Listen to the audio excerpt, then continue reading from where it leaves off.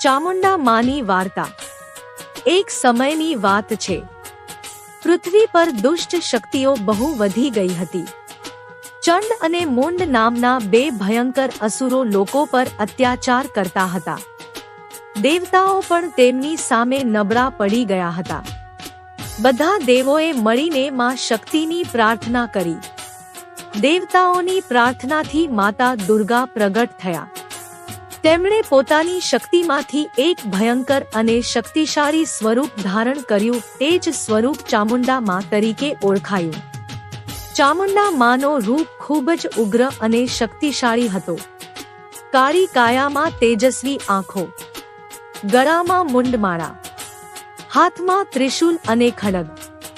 માતાએ યુદ્ધમાં ચંડ અને મુંડ અસુરોનો નાશ કર્યો। ત્યાર પછી માતા દુર્ગાએ ખુશ થઈને કહ્યું, તું ચંડ અને મુંડને સંહાર કર્યો છે, તેથી તું હવે ચામુંડા તરીકે પૂજાશે। ત્યારથી ચામુંડા માને દુષ્ટ શક્તિઓનો નાશ કરનારી અને ભક્તોની રક્ષા કરનારી દેવી માનવામાં આવે છે। માન્યતા: જે ભક્ત સાચા દિલથી ચામુંડા માની પૂજા કરે, તેની બધી મુશ્કેલીઓ દૂર થાય।